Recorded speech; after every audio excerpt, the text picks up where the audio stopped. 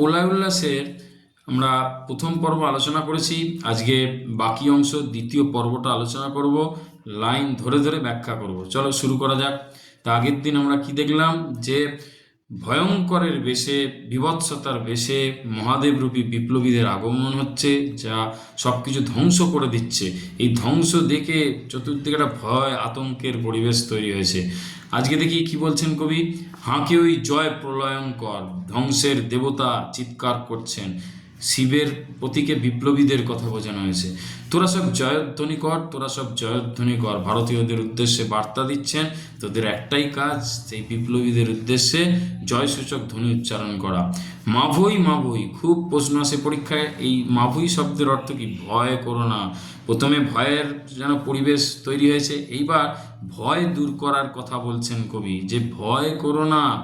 জগৎ জুড়ে প্রলয় এবার ঘনিয়েছে, সমগ্র জগৎ জুড়ে ধ্বংসের লীলা শুরু হয়েছে। এই ধ্বংসের লীলা শুরু হওয়ার উদ্দেশ্য হচ্ছে যাতে নতুন করে সৃষ্টি হতে পারে সুন্দর।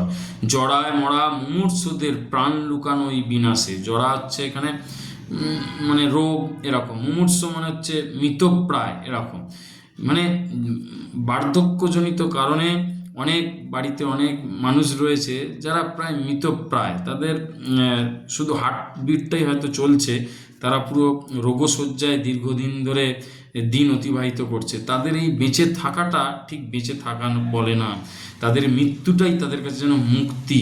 এখানে সেই অনুষঙ্গ বোঝানোর চেষ্টা করেছেন কবি। বলছেন যে বার্ধক্যজনিত কারণে মৃতপ্রায় মানুষের প্রাণ লুকিয়ে রয়েছে এই ধ্বংসের মাধ্যমে, অর্থাৎ তাদের মৃত্যুর মধ্যে দিয়ে তাদের নতুন যেন জন্ম হবে, তারা সুন্দর জীবন লাভ করবে। এবার মহানিশা শেষে হচ্ছে মহাকাল রাত্রি, এই রাত্রি শেষ হয়ে গেলে আসবে উষা অরুণ হেসে। নতুন প্রভাতের উদয় হবে, যেখানে নতুন সূর্যের উদয় হবে, চতুর্দিকে সুখ শান্তির একটা বাতাবরণ তৈরি হবে। করুণ বেশে, যেখানে করুণা দয়া মায়া এগুলো থাকবে, মায়া থাকবে। দিগম্বরের জটায় হাসে শিশু চাঁদের কর। দিগম্বর বলতে এখানে বস্ত্রহীন শিবকে বোঝানো হয়েছে, যার মাথায় অর্ধেক চাঁদ বিরাজ করছে। সেই চাঁদও যেন হাসছে এই সুন্দরের বার্তার মূল বিষয়টি উপলব্ধি করে। আলো তার ভরবে এবার ঘর, যে ঘর অন্ধকারে আচ্ছন্ন ছিল, এইবার সময় এসেছে সুখ শান্তির আলোয় সেই ঘর ভরে যাবে। ভারতীয়দের উদ্দেশ্যে আবার তিনি প্রতিধ্বনি করছেন বা বলছেন যে তোমাদের করণীয় কর্তব্য একটাই, জয়ধ্বনি করো, জয়ধ্বনি করো। ওই সে মহাকাল সারথি রক্ত তরিত চাবুখানে, রনি ওঠে হেরসার কাঁদন বজ্র গানে ঝড় তুফানে। কি বলছে? ওই সে মহাকাল, মহাকাল কিন্তু মৃত্যুর দেবতা। এখানে মৃত্যু বা শিবকে বোঝানো হয়েছে, বা অনেকে যমরাজকে বোঝান। যে মহাকাল কি করছে না, এই যে বিপ্লবী রূপ মহাদেবের রথ এগিয়ে চলেছে লক্ষ্যে পৌঁছানোর জন্য, সেই রথের সারথিকে মহাকাল, তার হাতে কি রয়েছে না, বিদ্যুতের চাবুক রয়েছে। হানে মানে আঘাত করে, বিদ্যুতের চাবুক দিয়ে সে আঘাত করছে কাকে? রথের সেই অশ্বকে, যে কাঁদছে। হেরসার কাঁদন মানে হচ্ছে ঘোড়ার কাঁদনের কথা বলছে। ঘোড়া চিৎকার করে উঠছে, সেই চিৎকারটা কিসের মতো? এই কারণে পৃথিবীতে বজ্রপাত হচ্ছে, ঝড় তুফান সৃষ্টি হচ্ছে, সেগুলোর কথা বলছে। খুরের দাপট তারায় লেগে উল্কা ছুটায় নীল খিলানে, মানে এত জোরে সে রথকে চালনা করছে, ঘোড়া এত দ্রুত দৌড়চ্ছে যে ঘোড়ার খুরের চাপেতে কি হচ্ছে, আকাশে উল্কা ছিটকে পড়ছে, গগন তলের নীল খিলানে। সেই উল্কা আবার আকাশে আঘাতপ্রাপ্ত হয়ে পৃথিবীতে মাটিতে এসে পড়ছে। মানে এমনই ভয়ঙ্কর গতিতে যাচ্ছে, ভয়ঙ্কর পরিবেশের সৃষ্টি হচ্ছে। অন্ধকারার বন্ধ কূপে দেবতা বাঁধা যজ্ঞ জুপে পাষাণ স্তূপে। কি বললো?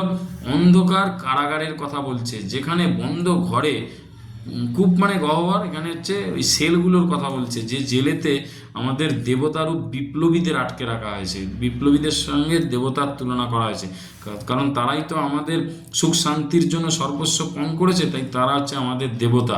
তাদেরকে বেঁধে রেখে দেওয়া হয়েছে যজ্ঞের জন্য। সেই হাড়ি কাটে যেমন পশুকে বলি দেওয়ার আগে বেঁধে রাখা হয়, বিপ্লবীদের সেরকম বেঁধে রাখা হয়েছে পাষাণ স্তূপে।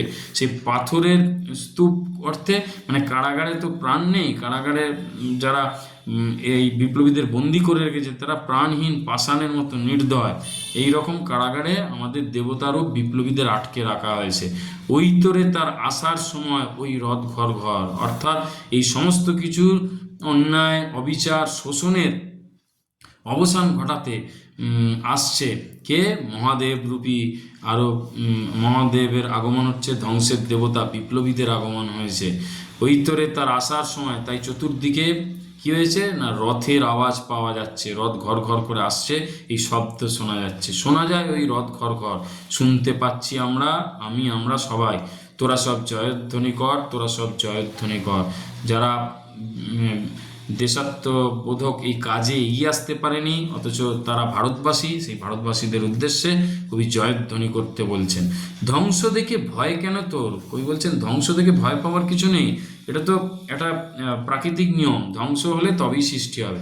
সৃষ্টি, ধ্বংস এগুলো হচ্ছে জন্ম মৃত্যুর মতো চরম বাস্তব সত্য। প্রলয় নূতন সৃজন বেদন, ধ্বংস হলে তবে নতুন সৃজন মানে সৃষ্টি হবে, ব্যথা বেদনার অবসান হবে, সুখ শান্তি আসবে। এগুলো জীবনের অঙ্গ। আসছে নবীন, নতুন আসছে, জীবন হারা অসুন্দরে করতে ছেদন, মানে প্রাণহীন অসৌন্দর্যের অবসান ঘটাতে এসছে, সেখানে সৌন্দর্য প্রতিষ্ঠা করতে এসছে, নতুনের বার্তা বহন করে নিয়ে আসছে।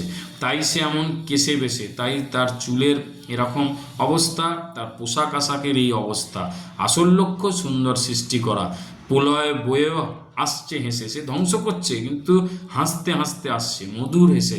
তার হাসিটা খুব সুন্দর, মধুর হাসি, মানে প্রাণ ভরিয়ে দেওয়া এই হাসি। সে ধ্বংস করছে, কারণ ধ্বংস করলেও সে জানে যে ধ্বংসের মধ্যে দিয়ে নতুন সৃষ্টি হবে, সেই কারণে তার মুখের মধ্যে সুন্দর একটা হাসির ভাব রয়েছে। ভেঙে আবার গড়তে জানে সে চিরসুন্দর, সে ভাঙতে যেমন পারে, গড়তেও জানে। তাই সে ধ্বংস করতে করতে হাসছে, সুন্দর সৃষ্টি করবে বলেই। ভারতবাসীদের করণীয় কর্তব্য কি? কবি আবার স্মরণ করে দিচ্ছেন, জয়ধ্বনি কর, জয়ধ্বনি কর।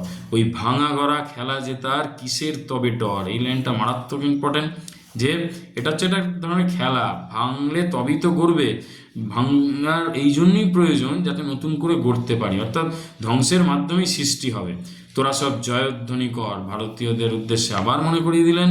এবং বধুরা প্রদীপ তুলে ধর, মানে ভারতীয় মহিলাদের উদ্দেশ্যে এই বার্তা দিচ্ছেন যে সুন্দর দিন আসছে, তাই তোমাদের উচিত যে সুন্দর প্রদীপ জ্বালিয়ে চতুর্দিক আলোয় আলোকিত উৎসবের পরিবেশ তৈরি করা। কাল ভয়ঙ্করের বেশে, মানে ভয়ঙ্করের বেশে, মৃত্যুর বেশে আসছে আসলে কিন্তু সুন্দর মহাদেব। তার একটাই লক্ষ্য, সেই বিপ্লবীদের একটাই লক্ষ্য, ধ্বংসের মাধ্যমে নতুন সৃষ্টি করা, ধ্বংসের মাধ্যমে আমাদের কাম্য স্বাধীনতাকে অর্জন করা, সুখ শান্তির স্বাধীনতাকে উপভোগ করা। তোরা সব জয়ধ্বনি কর, তোরা সব জয়ধ্বনি কর। আর ভারতীয়দের একটাই কাজ, এই সমস্ত মানুষ যারা সর্বস্ব পণ করে আমাদের জন্য জীবনকে উৎসর্গ করতে বিন্দুমাত্র ভাবছে না, তাদের জন্য জয়ধ্বনি করা, তাদেরকে অনুপ্রেরণা দেওয়া, তাদেরকে ভালোবাসা। এই জন্য এই বার্তাটা কবি দিয়েছেন। তা এই হচ্ছে সমগ্র কবিতা। দুটো পর্বে আমি আলোচনা করে দিলাম, দুটি পর্ব ভালো করে যদি শোনো, আশা করি কবিতাটা বুঝতে তোমাদের কোনো সমস্যা হবে না। ধন্যবাদ।